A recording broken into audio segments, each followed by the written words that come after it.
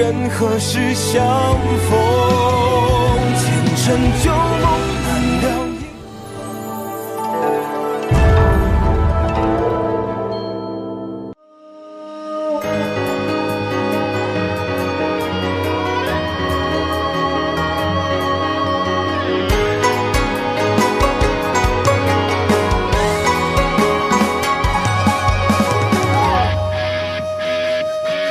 来吧，展现你的锋芒，别害怕受伤，天地间翱翔，傲立于云霄之上。水一点一点滑落在指尖，快擦干眼泪，在风雨来临前，无尽的黑夜，梦连绵不绝，是阳守护的笑颜。生来注定的纠葛，回到地老天荒，爱为受龙恨为枷锁，红尘中流浪。犹豫过多少事没忘了，一生之名贯穿心脏。命运的网，向风的方向，将月光埋藏。来吧，奋不顾身一场，用尽所有信仰。来吧，展现你的锋芒，别害怕受伤，天地间翱翔，傲立于云霄之上。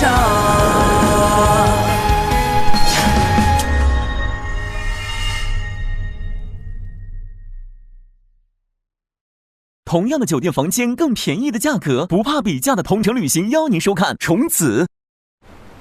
孩儿拜见父亲。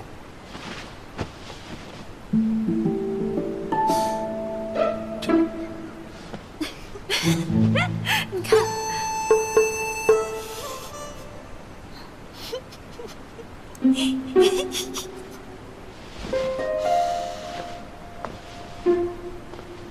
出来见客也不换件衣服，成何体统啊！明日才是父亲寿辰，我想着还早，所以就未曾换上新装，有何不妥吗？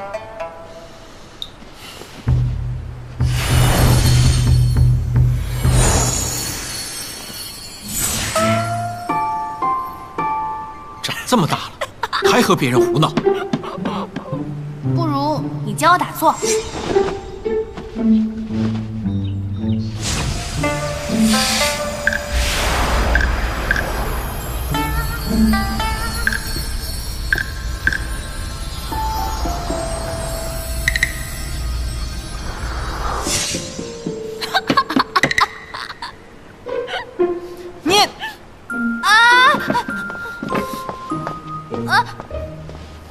我画的不好看吗？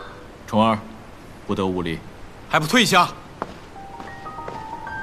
我徒弟性格顽皮，实在失礼，还望公主见谅。尊者不必当真，本来就是小儿胡闹失礼在先，受点教训也是应该的。倒是你这徒儿聪明伶俐的，看来只有他才能治得住我这无法无天的儿子呀。对啊，既然如此，小师妹不如嫁到我清华来，替我父亲好好管束管束我。你看，可好啊？你胡说什么呀？不得无礼！尊者，要是能促成南华和清华这桩喜事，我倒是非常乐意。不知尊者意下如何呀？我徒弟年纪还小，谈婚论嫁还为时尚早。什么年龄尚小啊？我就算老了，也不要嫁给你。只要虫儿不愿意，谁也不能强迫于你。我看尊者也不太会当师傅，连个法术都不教，不如把他交给我，由我清华来教。放肆！尊者面前岂能胡言乱语？还不快道歉！我没有胡言乱语，尊者的确法力无边，但他也确实没有教虫子法术。您看在座的，又有哪个师傅不教徒弟的？既然不教，那算什么师傅啊？为人师最难能可贵的便是因材施教。尊者教徒弟自有其法，怎会是你这孩子一时半会儿便看得透的？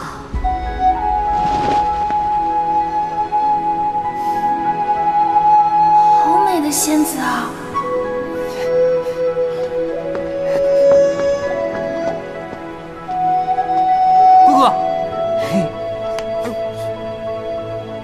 道自己说错话了吗？哎呀，姑姑，你终于回来了，我还以为在父亲的寿宴上见不到你了呢。还没回答我，我方才所说的，你可听进去了？听进去了，都听进去了。姑姑，你回来就好啊。你且下去吧，以后不可胡言乱语啊。嗯。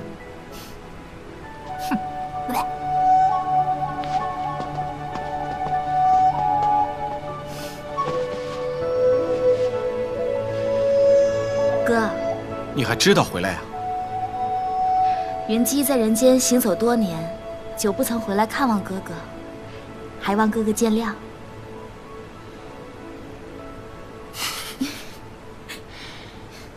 回来就好啊。走。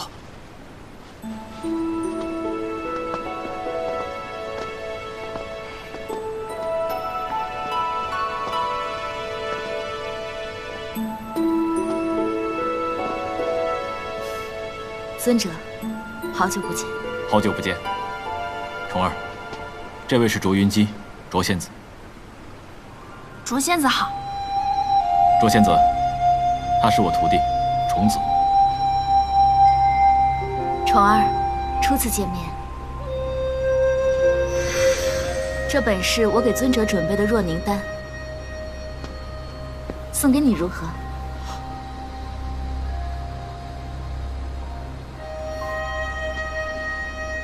谢谢卓仙子。尊者，既然都到齐了，说正事吧。大家对今日之计有何看法？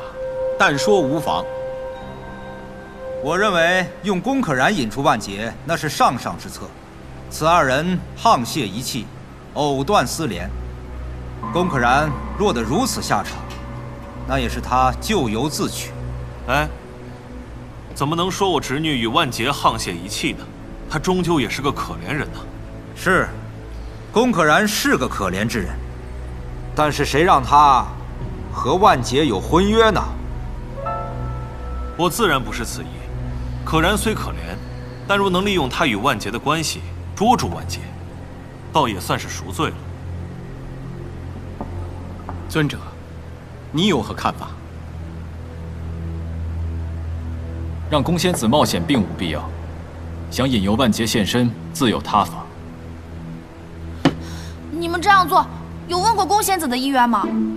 我在人间的时候，听说猎人会把雌鸟的眼睛缝起来，当他们听到身边有同伴路过时，就会大声呼救，雄鸟就会落入陷阱，被一网打尽。仙门的所作所为，居然跟那不识字的乡野村夫没什么区别。虫子说的没错，我们的确不该如此对待龚仙子。一介小小仙徒，有什么资格在此大放厥词？我们仙门肩负着守护天下的重任，岂是凡间俗事能够相比的？这是我教我徒弟的道理。若我们行事还不如人间的凡人，岂不是枉为仙尊？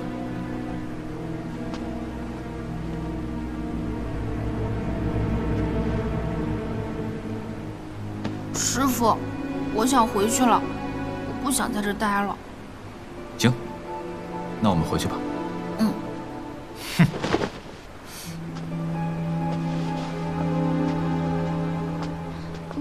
这就走了。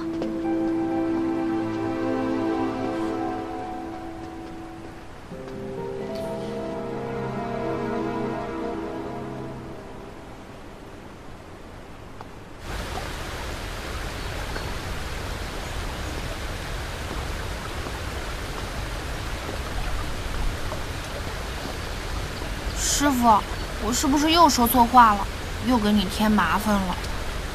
他们的见识啊，远不如我的徒弟，我实在不想和他们多谈。吓死我了！我还以为师父你会骂我呢。怎么会呢？尊者，卓仙子，尊者还是像当年那样叫云姬好了。真是委屈你了，方才他们在殿上所言，当真是有些过分。我才是呢，让卓仙子见笑了。你很率真，是我喜欢的性子。殷凡，你可真会选徒弟。啊，对了，你还记得上次告别时教我的那套剑法吗？云姬还有些问题想私下请教一下尊者。虫儿，你要是累了，先去休息吧。我和卓仙子闲叙几句就来。嗯。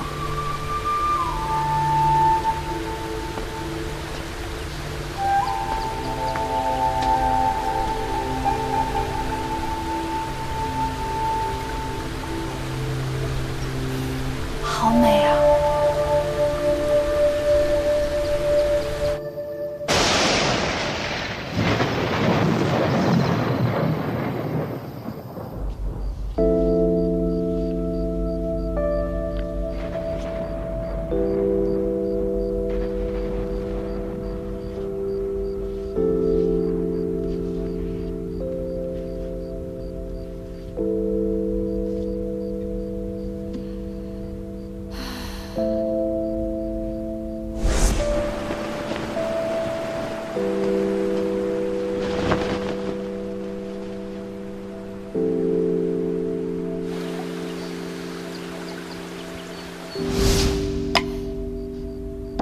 看看人家卓仙子，长得又好看，说话又好听，法术还高，人人都尊敬她。再看看我，酒量又差，又爱吃又爱睡，除此之外，就只会画这乌龟了。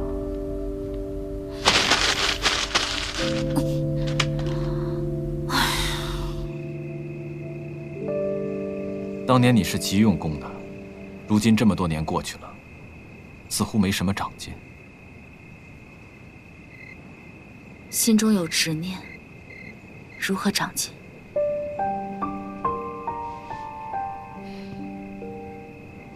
既是执念，就应该趁早放下。唯有走出执念之外，方知别有一片天地。听说你近几年勤于炼药，与此道亦有小成，用它济世活人，功德无量，可谓是得失各半，不枉你荒废修行。尊者说的是，云姬自惭形秽。我还有别的事，就先告辞了。请仙子勿怪罪，都是我不好，不小心撞到了仙子。你没事吧？快起来。不过小事，不用太过自责。不过这位姑娘看着有些面生啊。这位是几日前我救下的姑娘，名为听雪。她会些简单的医术，也算是聪慧懂事。与你相见也算是缘分，不如就拜入你门下，跟着你学医济世。我看这孩子有眼缘，倒也是个不错的苗子。他跟着你，定能学有所成。卓仙子，听雪出身低微，大家都不愿意收我。如果卓仙子不嫌弃，听雪以后必当为师命侍从。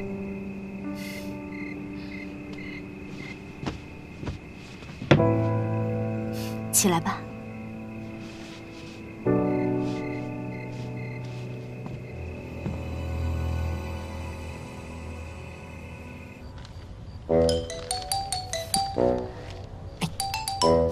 小娘子啊，小娘子，你就等着吧，看我下次怎么给你还回去。哼！哎，父亲，被一个小丫头算计了还不知道，丢不丢人呐？谁知道她那么大胆，竟敢在我的头上动土！哎呀，终于有人能制住你了，哈哈哈！我心甚慰啊！父亲，您怎么还幸灾乐祸呢？这叫棋逢对手。米云中还想把他那个侄孙女嫁给你，可依我看，他和那个机灵的小丫头比起来，真是差远喽。哼！啊，对了，明日我派有大事，你陪着你那个小娘子，老老实实待在房间里，哪儿都不准去。哎，什么大事啊？我也要去。胡闹！让洛音凡来我派的事情，是你能应付的？少给我添乱啊，省得到时候我还要照顾你。哦。哼。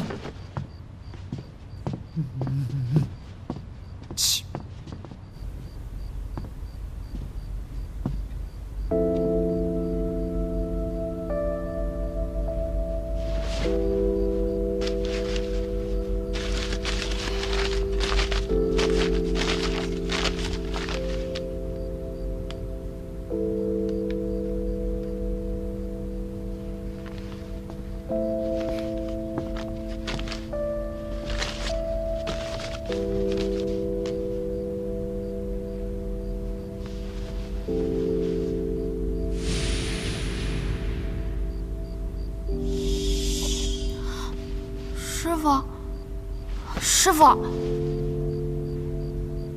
我已经把听雪交给了卓仙子，让她拜卓仙子为师，跟着她学医济世。太好了，小雪也有自己的师傅了，那这样就不用被别人欺负了。那师傅你还有话要跟我说？我就是想问师傅，你会娶卓仙子吗？胡言乱语！我没胡说，卓公主一直撮合你和卓仙子，我看得出来，卓仙子是喜欢师傅你的。无稽之谈。很多年前，我觉得她天资聪颖，略微指点了一二，我当她只是朋友。那师傅你娶了师娘，会不会就把我嫁出去了？想什么呢？小小年纪就想嫁人了？那师傅当真不娶？不娶。别忘了我们此行的目的。明晚魔尊万劫定会前来，此地僻静，万劫不会留意。卓少公主虽然年少，修炼已有小成，卓公主已经和我说过，让她来照管你。我不。也好，既然你不想让她照管你，那你就待在房间里，哪里也别去。嗯。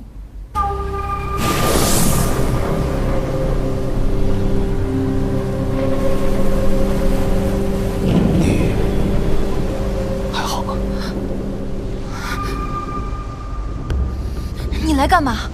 送死吗？我不会死，你也不能。你凭什么？你我早无关系，我的生死你管不着。明日寿宴，我会趁其他人不备之时打破洛阴藩的结界，到时候我们二人就可以一起离开这个地方了。你疯了吗？他们将我困在这里，就是想引你自投罗网。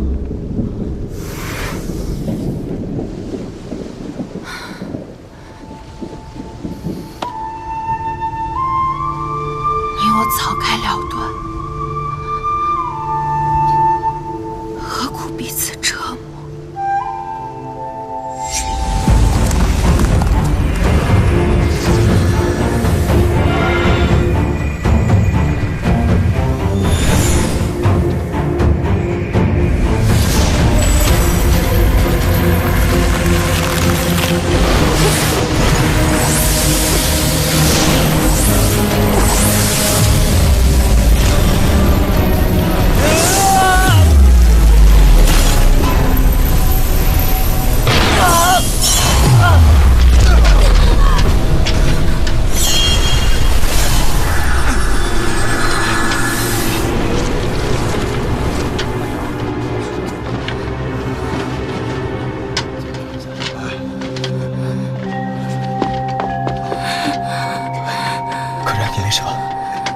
想不到这剑上的魔气竟然如此强大。我就怎么样？孽轮再厉害，也已经不复存在了。我们也不用再害怕了。这剑上的魔气已经被我压制住了，大家也可以放心了。公主，楚师兄，这里残留的魔气过强，刚才已经有许多人因为魔气而受伤。既然魔镜已经到手，我们应当速速离开这里。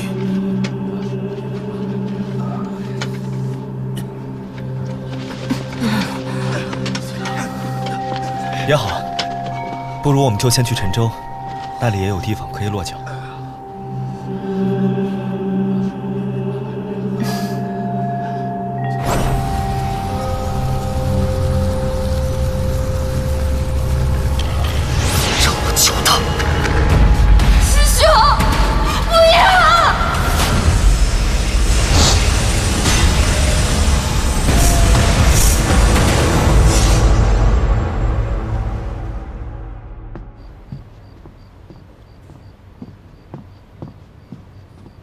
尊者，我给您打了盆热水，泡泡脚。这些都是凡人俗事，修仙之人不需要这些。啊。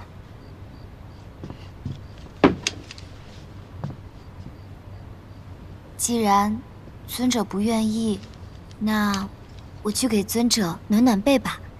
等等，即使是凡人，我也不需要你为我做这些无用之事。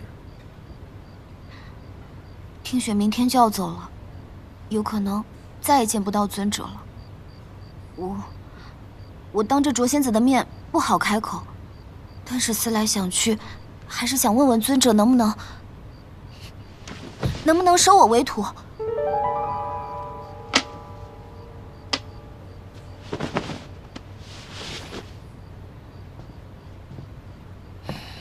虫子能做的我都能做，我还会比他做的更好。只求尊者给我一个机会。我只收一个徒弟。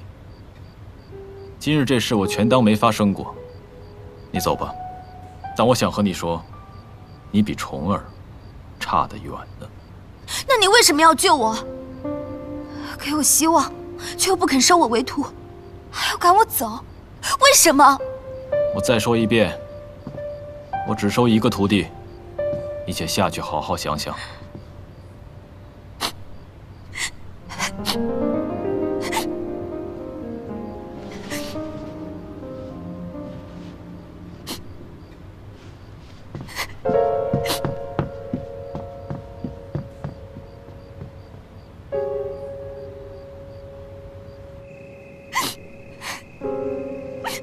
你们为什么要这样对我？为什么要赶我走？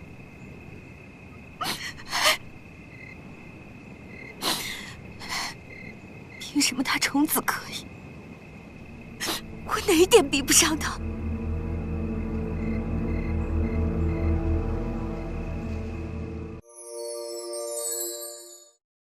精研 P59 全面配方，营养一步到位，全面营养，100年精研。海普诺卡1897邀请继续收看《虫子》。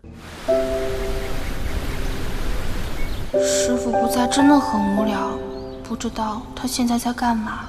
是跟卓仙子在一起吗？他们真的好般配，而我就是个大麻烦。小娘子，哎，你想跑？你放开我！你这么大了还欺负人，你羞不羞啊你？我倒是低估你了，竟然敢当着那么多人的面让我出丑。你当然低估我了，我让你出手都是轻的，你要是再不放开我，我就要再给你画一个，让全仙门的人都知道。我要告诉我师傅。告诉尊者，我爹已经跟尊者打好招呼了，让我陪着小师妹。若小师妹不听话再乱跑，就是我得罪了。谁要你照顾啊？昨日的事还没算清楚呢，看我今天怎么收拾你！什么算账？我们顶多是一报还一报，两清了。你要是再敢欺负我，我就告诉你爹。叫声小相公，我便饶了你。轻浮之人，休想！还敢骂我？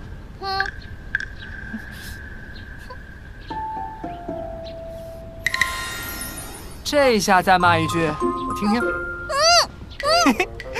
我看现在你是想骂也骂不了了。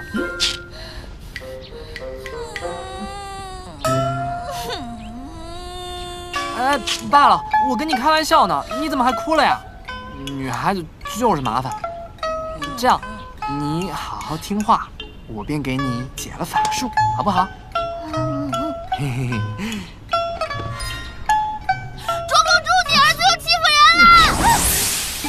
信不信我把你丢到海里？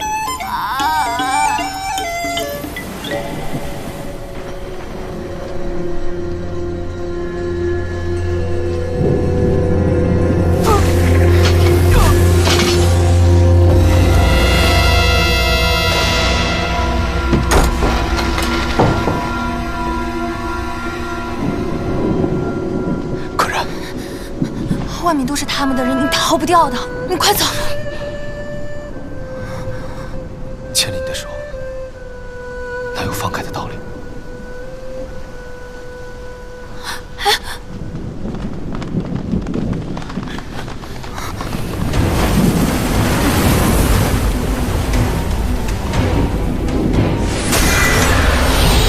你为什么总缠着我不放？因为我一直在等你。告诉我答案。如你所见，魔剑现在在我手上，你觉得是什么？也是什么？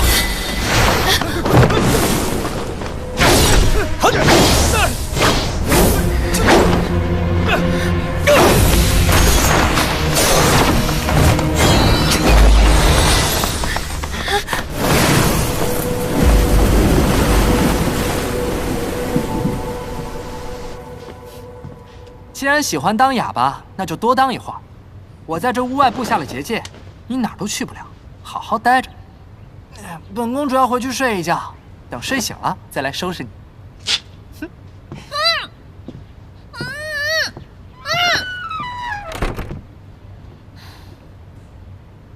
少公主这么早过来，定是那个万劫已经到龙之渊去救人了。也不知道师傅他们现在怎么样了。放开我！今天你必须跟我走。你有什么资格说这样的话？若不是你，我会无处可去，受尽折磨吗？所有人都去龙之渊了，谁还会跑到这儿来啊？你已经害死了我的父亲和师兄弟，不要再继续折磨我了。你若是真心想要救我的话，你便去死吧。你死了，才没人找我的麻烦，我便能活。如果这是你的真实想法，那我愿意。你去哪儿？死有什么难的？我现在出去，正好合了洛阴帆他们的意。站住！你的命是我的，要死也只能死在我的手上。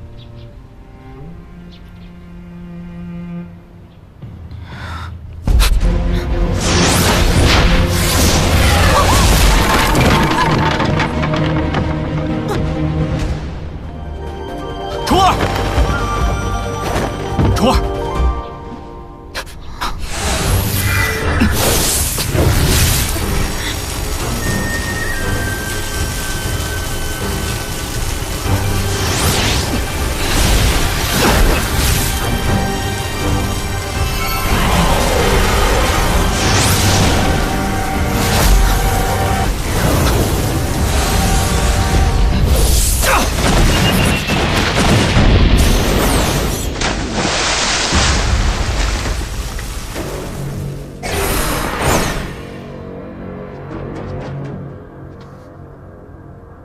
你是魔尊王月。宫仙子，好久不见。我不能待在魔界，放我走。把自己搞得这么狼狈，值得吗？你永远都不会懂的。我不懂。那些什么仙魔殊途，不过就是一些痴男怨女罢了。你们走吧。走。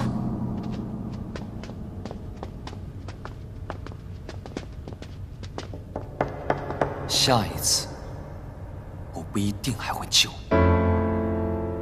虫儿，虫儿。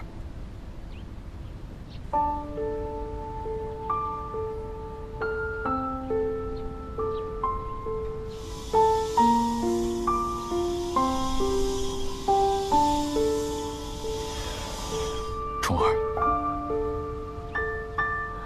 师傅，好些了吗？那个人他没有伤害到你吧？傻丫头，你跟着为师这么久，为师几时被人伤过？虫儿，小娘子，小娘子，你。虫子如何？暂无大碍，只是元神有些受损。都怪你！要不是你偷偷溜走，让虫子困在这儿，他会受这么重的伤啊！都是孩子，浩儿心里也不好受，哥哥就别再怪他了。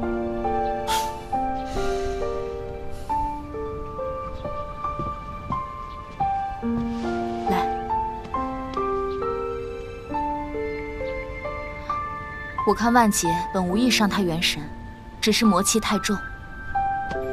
我这里有个药方正合用，这其中有一味引药，红月灵芝，恰好是南华山才有的仙草。尊者还是赶紧带他回南华医治吧。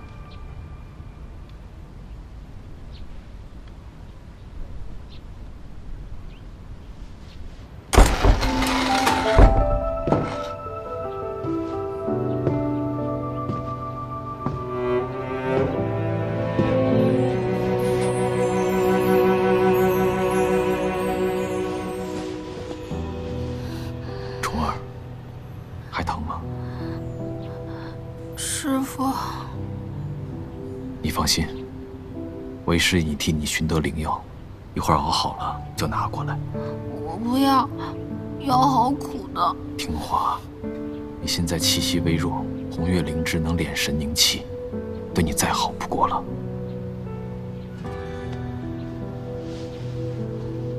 真的？为师什么时候骗过你了？你要是难受的话，就先别说话了，安心睡吧。等一觉醒来，什么事情都过去了。我信师傅，有师傅在，就是我最好的药。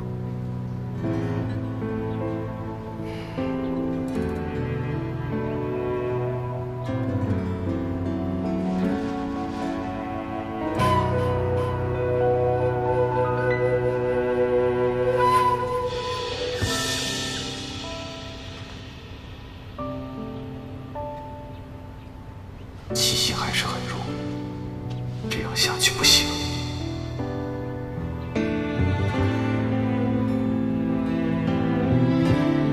此后岁月空匆，离人何时相逢？前尘旧梦，难料因果，离合悲欢辗转，情丝纠缠，无人斩断，唯愿朝暮相伴。春来秋往，一朝风云消散。你在红华宫，我回来了。这么说，师傅他……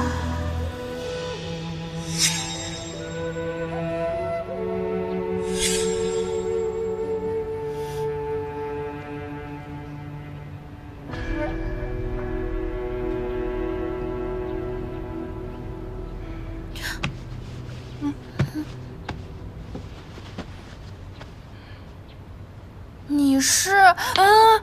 别喊，我就晕了一小会儿，不是故意睡着的。你大病初愈，须得修心养气，这一嗓子动了肝火怎么行啊？看样子是不是好点了？对吧？我煎的药果然有效。好你个头啊！我都快被你一把送走了。你是谁啊？我吗？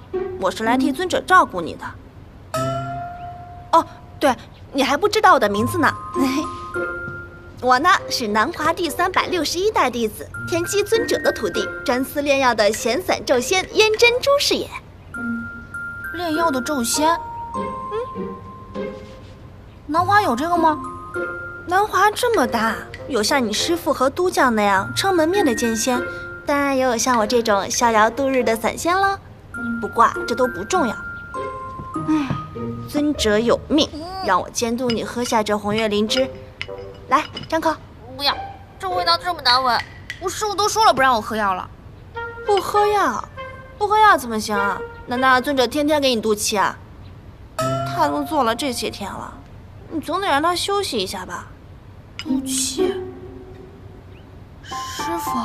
废话，你昏迷这些日子，你师父一边照顾你，一边向都教求药，不然你以为这千年难遇的红月灵芝是怎么来的？这么说，喂，你脸怎么红了？这些都不是做梦。你如何？够甜吧？来，不行，必须喝。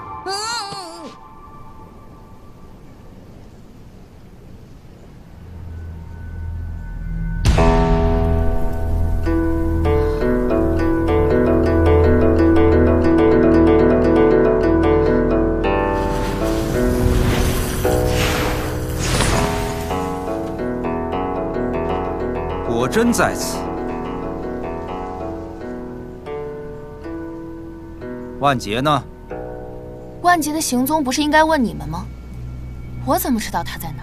哼，你在清华被他所救，两人一起逃到这里，怎么会不知他的去处？你哪只眼睛看到我和他一起逃的？我，清华众仙尊为了捉拿万劫做了重重的准备。如果不是你和他里应外合，自己愿意，或者你跟他有什么关系，我实在是想不到更好的理由来解释你们逃出东海。宫仙子，我不是明公主，不可能处处偏袒你。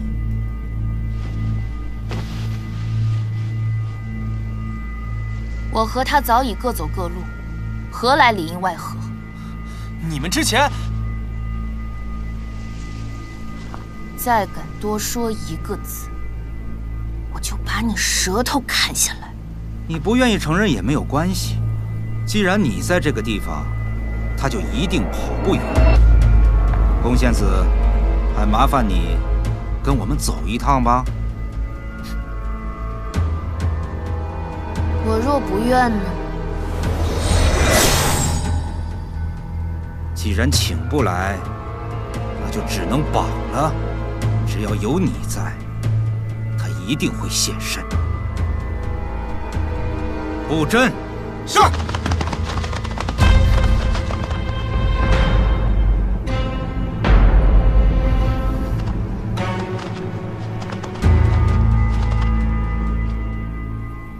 虫子，看你最近脸色好多了，果然尊者亲自照顾就是不同。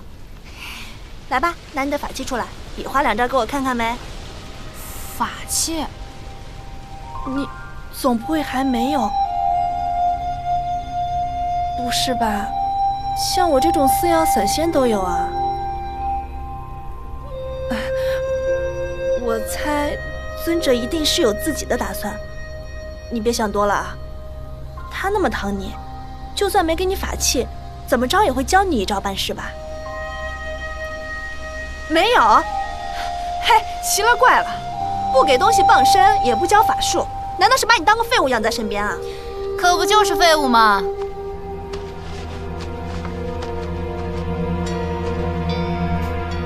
听说你放走了魔尊万劫，还被他打伤了，真是丢人现眼。魔尊岂是我等小辈能独立抗衡的？师姐这话未免也太强人所难了吧？那是你们，换做我，才不会让那什么万劫轻松溜走。亏你还拜了最厉害的师傅，到头来遇到魔族还是只会挨打。选你做徒弟，真是尊者瞎了眼。瞪人倒是挺有气势的，跟哪个乡村野妇学的呀？尊者可不教这个。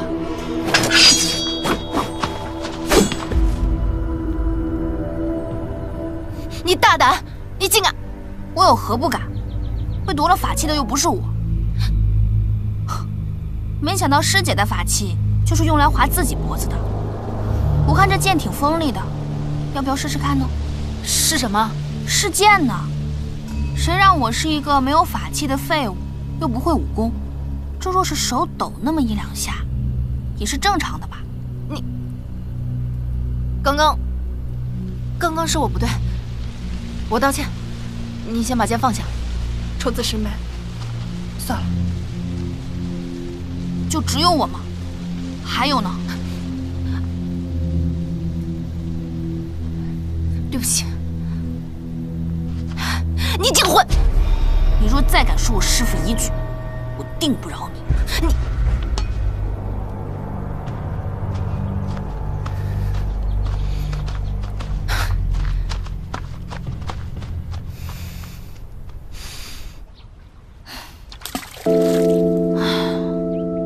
他说的也没错，我就是个废物。胡说，废物可不会空手夺白刃。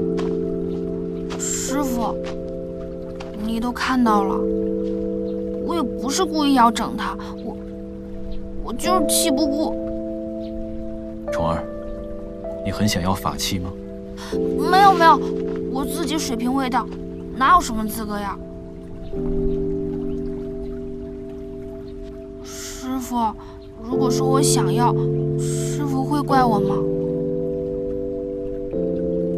傻瓜。这次遇到万劫，我但凡有用一点，也不用让师傅到处为我寻药了。我不想一直躲在师傅身后。你委实需要傍身之物，我带你去选法器。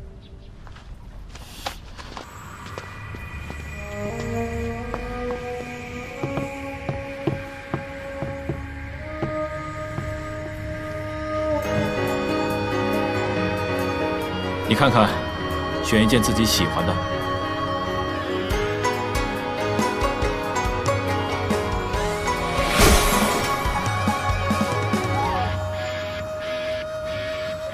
师傅，我是选剑还是选些其他的呀？我们南华是剑仙门，对敌通常用剑，是因为剑有锋刃，易于攻击，但并不一定非要用它不可。凡趁手之物皆可做法器，一块木头、一卷书，用得久了，自会与主人心意相通。只不过好的法器先天就带灵气，对敌防御有事半功倍的效果。不过法器一旦选定，就不可轻易抛弃，否则日后再难寻得趁手之物了。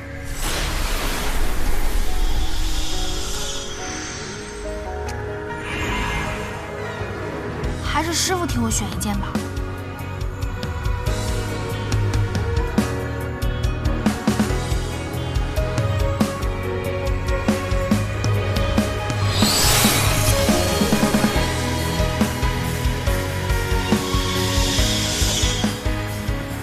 我200年前路过昆仑，忽得天降玄铁一块，配以不周山上最纯粹的灵石。本欲铸剑，谁知此铁奇异，似是神界之物，极难炼化，最终只炼成法杖一只。你看，你可喜欢？喜欢，师傅给他取个名字吧。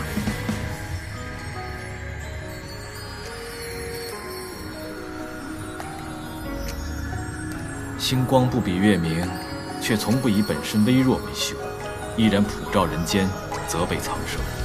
我只盼你今后不要妄自菲薄，要心怀众生，与那天上星辰一般。那此杖便名为星灿。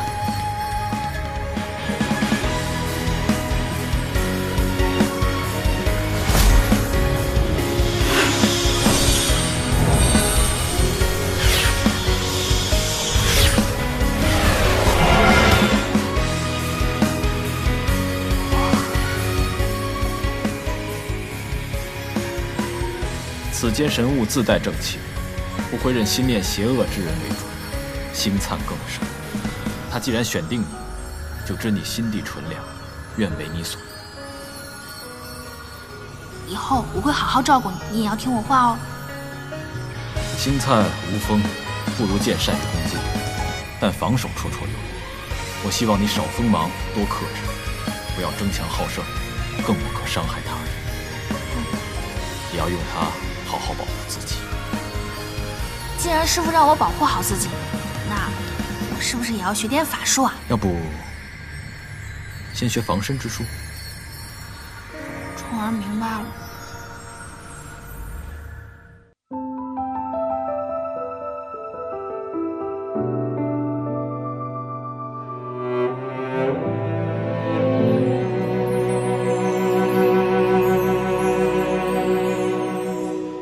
深情若化为星宿，思念曾遗留。今生若擦肩而过，一眼怎看透？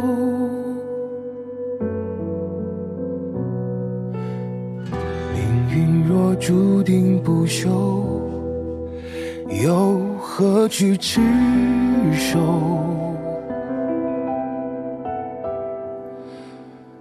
此心若自困为囚，谁又能逃脱？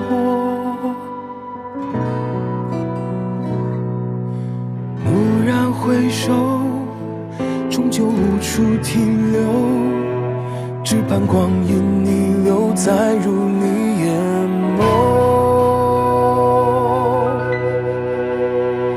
一生所求，一世相守，爱恨欲罢难休。天明捉弄，燃尽灯火，月光晃晃照我。往事漂泊，深情总千万种，此后岁月空匆，离人何时相逢？